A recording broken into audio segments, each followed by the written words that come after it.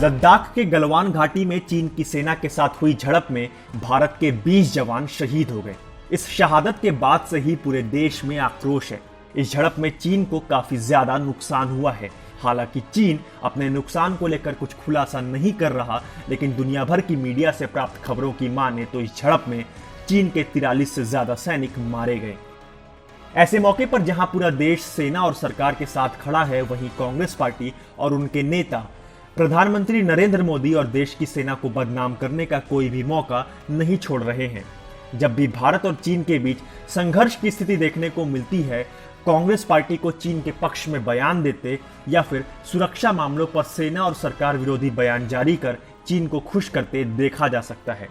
ये पहला मौका नहीं है जब कांग्रेस ऐसा कर रही है।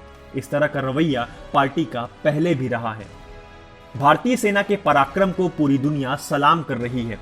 पीएम मोदी के कुशल नेतृत्व में सबका विश्वास बढ़ा है, लेकिन कांग्रेस का भरोसा ना तो पहले इन दोनों ही चीजों में था, ना अब है, ऐसा प्रतीत होता है। पिछले कुछ वर्षों में पूर्वी लद्दाख में कुछ संवेदनशील क्षेत्रों में अक्सर चीन और भारतीय सेना का आमना सामना हुआ है। यह वर्तमान में भारत की तरफ से सीमा पर बनाए जा रहे बेहतर बुनियादी ढांचे के कारण और हमारी सीमा गश्त में सुधार और वहां लगातार की गई सुरक्षा वृद्धि का परिणाम रहा है, क्योंकि चीन की तरफ से यह सब हजम कर पाना थोड़ा ज्यादा मुश्किल है। बार बार सीमा पर भारतीय और चीनी सेना का फेस ऑफ किसी भी प्रकार से भारतीय सेना की कमजोरी या खराब होते रिश्तों का संकेत नहीं है, लेकिन हां, यह इस बात का संकेत जरूर दे रहा है कि भारतीय सेना बेहतर और सधे तरीके से अब सीमा की निगरानी को लेकर काम कर रही है। इसी का नतीजा है कि चीन को बार बार इससे परेशानी हो रही है। पीएलए की किसी भी गतिविधि पर अब भारतीय सेना की सीधी नजर है। किसी भी विषम परिस्थिति में चीनी सेना को भारतीय सेना की तरफ से बराबर का जवाब दिया जा रहा है। जैसे जैसे हम सीमा पर तेज गति से विकास करेंगे, नई सड़कें, पुल का निर्माण तेजी से कर यहां तक अपनी पहुंच सुगम बनाएंगे, चीन के पेट में तेज दर्द होगा और इस तरह की स्थितियां बनेंगी जिसमें दोनों देशों की सेना बार बार आमने सामने होंगी। इस बात को समझने के लिए आपको थोड़ा 2014 के जुलाई महीने में लौटना होगा, जब मोदी सरकार की तरफ से बीआरओ को आदेशित किया गया कि एलएसी पर पहुंच बनाने के लिए 100 किलोमीटर के सड़क के निर्माण के काम को पूरा किया जाए। सरकार ने इन फैसलों में पूर्व की सरकारों में चल रही अफसरशाही और अन्य विभागीय अड़चनों को समाप्त कर दिया और बीआरओ को ढेर सारे अधिकार दे दिए। कई विभागीय कार्रवाई जो लंबे समय तक अटकी पड़ी रहती थी, उसका फटाफट निपटारा करने का निर्देश दिया गया और सरकार के इस फैसले के बाद से तेजी से वास्तविक नियंत्रण रेखा तक सड़क के निर्माण कार्य में तेजी लाई गई। इसके बाद सरकार के इस तरह के प्रयास को गृह मंत्रालय ने सीमा सुरक्षा से जुड़े अन्य एजेंसियों के लिए भी बढ़ा दिए। सरकार की तरफ से हर सुरक्षा एजेंसी को उनके द्वारा सीमा प्रबंधन में आ रही बाधाओं के बारे में बताने को कहा गया और तमाम अड़चनों को दूर कर इस दिशा में तेजी से काम को बढ़ाया जाने लगा। चीन और भारत की सीमा जहां जहां मिलती है, सभी जगह तेजी से इंफ्रास्ट्रक्चर के निर्माण में तेजी लाई गई। लगातार और सतत काम करके रिकॉर्ड समय में कई सड़कों के निर्माण कार्य को पूरा किया गया और कई पर तेजी से काम जारी है। ऐसे में चीन को यह समझ में आ गया कि जिन निर्जन इलाकों में भारतीय सेना की पहुंच बेहतर नहीं थी, उसकी पकड़ उन इलाकों में बढ़ रही है, जिसको पचा पाना चीन के लिए थोड़ा ज्यादा मुश्किल होने लगा है। जबकि इसके उलट यूपीए के कार्यकाल में लगातार ऐसी परियोजनाओं को गति नहीं दी गई, बल्कि उसे अटकाया भटकाया जाता रहा। यूपीए के 2004 से 2014 तक कार्यकाल में 3 पर्यावरण मंत्री रहे, जयराम रमेश, जयंती नटराजन और तब के तत्कालीन प्रधानमंत्री मनमोहन सिंह, जिनके पास भी ये विभाग रहा। लेकिन इन तीनों की तरफ से इन परियोजनाओं के पास सर्टिफिकेट देने का काम ही नहीं हो पाया। फाइल के बढ़ने की गति इतनी धीमी थी कि 2014 तक इनमें कुछ खास प्रगति नहीं हो पाई।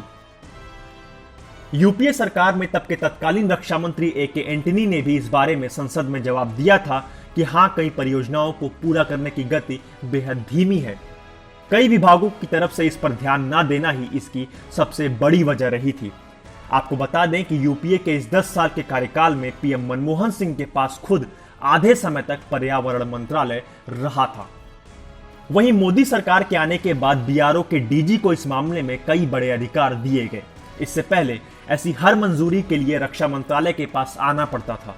66 ऐसी सड़क परियोजनाएं जो सीधे भारत चीन सीमा तक जाती थी, जिनके निर्माण कार्य की गति बेहद धीमी थी, उसको तेज करने पर बल दिया गया। इसके साथ ही सीमा सड़क संगठन के मुख्य अभियंता स्तर तक के अधिकारियों के अधिकार के दायरे को बढ़ाया गया ताकि काम की गति में तेजी आ सके। फंड को लेकर भी कई अधिकार इन अधिकारियों को दिए गए। इसके बाद कई हैवी मशीनरी को एयरलिफ्ट कराकर इन दुर्गम स्थानों तक पहुंचाया गया। सरकार के 2017 से 2020 के बीच बड़े पैमाने पर आधुनिक निर्माण उपकरणों की खरीद जैसे अन्य महत्वपूर्ण कदम भी उठाए गए। इन निर्माण उपकरण और सामग्री को 2017 से चीनूक हेलीकॉप्टर के जरिए एयरलिफ्ट कराकर सीधे इन दुर्गम स्थलों तक पहुंचाया गया। इसके बाद से ही लगातार इन प्रोजेक्ट को रिकॉर्ड समय में पूरा किया जाने लगा। इस अंतर को आप ऐसे समझ सकते हैं कि 2008 से 2017 के बीच सालाना रोड के लिए पहाड़ों की कटाई से लेकर अन्य और कामों की रफ्तार 230 किलोमीटर प्रति वर्ष थी, जो 2017 से 2020 के बीच बढ़कर 470 किलोमीटर प्रति वर्ष हो गई। मतलब इस रफ्तार को दोगुना कर दिया गया। वहीं 2008 से 17 तक हर साल 170 किलोमीटर सरफेसिंग का काम हो पा रहा था, जो 2017 से 2020 में बढ़कर 380 किलोमीटर प्रति वर्ष हो गया। 2014 तक इन दुर्गम इलाकों में एक टनल का निर्माण कार्य किया जा सका था, जबकि 2014 के बाद से अब तक 6 टनल बनाए जा चुके हैं और 19 और टनल पर काम किया जा रहा है। 2008 से 2014 तक 7,270 मीटर पुल का निर्माण कार्य इस इलाके में किया गया, जबकि 2014 से 2020 तक यह रफ्तार दोगुनी दिखी। इस दौरान अब तक 14,450 मीटर पुल का निर्माण किया जा चुका है। वहीं 2008 से 2014 तक 3,610 किलोमीटर कुल सड़कों का निर्माण इस क्षेत्र में किया गया, जबकि 2014 से 2020 तक इन दुर्गम इलाकों में 4,764 किलोमीटर सड़कें बिछाई जा चुकी हैं। इन उदाहरणों से स्पष्ट हो जाता है कि भले कांग्रेस इस मामले में सरकार को घेरने की कोशिश कर रही हो, लेकिन सरकार ने देश की सीमा को सुरक्षित बनाने के लिए साफ नियत से इन निर्माण कार्यों को किया और जिस तेज गति से इस विकास कार्य को आगे बढ़ाया गया, इसी का नतीजा है कि चीन को अपनी घुसपैठ और जमीन कब्जाने वाली मानसिकता में अड़चन आती दिखाई देने लगी।